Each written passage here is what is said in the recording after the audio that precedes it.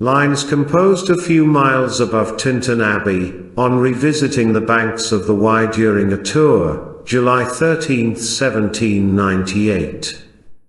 Written in 1797, by William Wordsworth.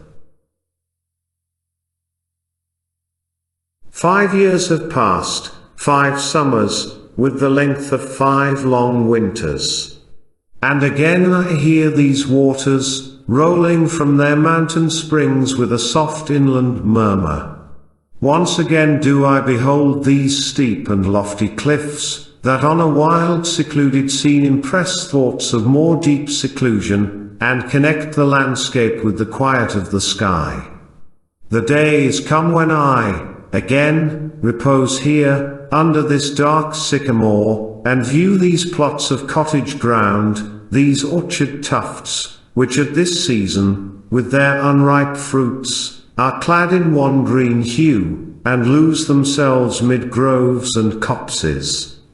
Once again I see these hedgerows, hardly hedgerows, little lines of sportive wood run wild, these pastoral farms, green to the very door, and wreaths of smoke sent up in silence, from among the trees. With some uncertain notice, as might seem of vagrant dwellers in the houseless woods, or of some hermit's cave, where, by his fire, the hermit sits alone. These beauteous forms, through a long absence, have not been to me as a landscape to a blind man's eye, but oft, in lonely rooms, and mid the din of towns and cities, I have owed to them in hours of weariness, sensations sweet, felt in the blood, and felt along the heart, and passing even into my purer mind, with tranquil restoration, feelings too of unremembered pleasure, such, perhaps, as have no slight or trivial influence on that best portion of a good man's life, his little, nameless, unremembered acts of kindness, and of love. Nor less, I trust, to them I may have owed another gift, of aspect more sublime, that blessed mood, in which the burthen of the mystery, in which the heavy and the weary weight of all this unintelligible world is lightened, that serene and blessed mood, in which the affections gently lead us on, until the breath of this corporeal frame, and even the motion of our human blood almost suspended, we are laid asleep in body, and become a living soul, while with an eye made quiet by the power of harmony, and the deep power of joy, we see into the life of things. If this be but a vain belief, yet, oh how oft, in darkness, and amid the many shapes of joyless daylight, when the fretful stir unprofitable, and the fever of the world, have hung upon the beatings of my heart, how oft, in spirit, have I turned to thee, O sylvan Wye. Thou wanderer through the woods, how often has my spirit turned to thee. And now, with gleams of half-extinguished thought, with many recognitions dim and faint, and somewhat of a sad perplexity, the picture of the mind revives again. While here I stand, not only with the sense of present pleasure, but with pleasing thoughts that in this moment there is life and food for future years. And so I dare to hope, though changed, no doubt, from what I was when first I came among these hills, when like a roe I bounded o'er the mountains, by the sides of the deep rivers and the lonely streams, wherever nature led, more like a man flying from something that he dreads, than one who sought the thing he loved. For nature then, the coarser pleasures of my boyish days, and their glad animal movements all gone by, to me was all in all. I cannot paint what then I was.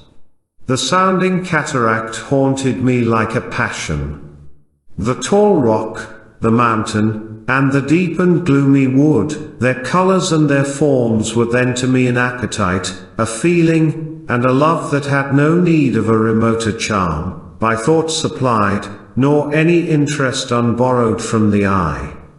That time is past, and all its aching joys are now no more, and all its dizzy raptures, Not for this faint eye, nor mourn, nor murmur, other gifts have followed, for such loss, I would believe, abundant recompense. For I have learned to look on nature, not as in the hour of thoughtless youth, but hearing oftentimes the still, sad music of humanity, nor harsh nor grating, though of ample power to chasten and subdue. And I have felt a presence that disturbs me with the joy of elevated thoughts, a sense sublime of something far more deeply interfused, whose dwelling is the light of setting suns, and the round ocean, and the living air, and the blue sky, and in the mind of man a motion and a spirit, that impels all thinking things, all objects of all thought, and rolls through all things. Therefore am I still a lover of the meadows and the woods and mountains, and of all that we behold from this green earth, of all the mighty world of eye and ear, both what they half create, and what perceive, well pleased to recognize in nature and the language of the sense, the anchor of my purest thoughts, the nurse, the guide, the guardian of my heart and soul, of all my moral being. Nor perchance if I were not thus taught should I the more suffer my genial spirits to decay, for thou art with me here upon the banks of this fair river, thou, my dearest friend, my dear, dear, friend, and in thy voice I catch the language of my former heart, and read my former pleasures in the shooting lights of thy wild eyes. Oh, yet a little while may I behold in thee what I was once, my dear, dear sister. And this prayer I make, knowing that nature never did betray the heart that loved her, 'tis her privilege, through all the years of this our life, to lead from joy to joy. For she can so inform the mind that is within us, so impress with quietness and beauty, and so feed with lofty thoughts that neither evil tongues, rash judgments, nor the sneers of selfish men, nor greetings where no kindness is, nor all the dreary intercourse of daily life, shall e'er prevail against us, or disturb our cheerful faith, that all which we behold is full of blessings. Therefore let the moon shine on thee in thy solitary walk, and let the misty mountain winds be free to blow against thee, and, in after years, when these wild ecstasies shall be matured into a sober pleasure, when thy mind shall be a mansion for all lovely forms, thy memory be as a dwelling place for all sweet sounds and harmonies, O then, if solitude, or fear, or pain, or grief, should be thy portion, with what healing thoughts of tender joy wilt thou remember me, and these, my exhortations. Nor, perchance, if I should be where I no more can hear thy voice, nor catch from thy wild eyes these gleams of past existence, wilt thou then forget that on the banks of this delightful stream we stood together, and that I, so long a worshipper of nature, hither came, unwearied in that service, rather say with warmer love, oh, with far deeper zeal of holier love. Nor wilt thou then forget, that after many wanderings, many years of absence, these steep woods and lofty cliffs, and this green pastoral landscape, were to me more dear, both for themselves, and for thy sake.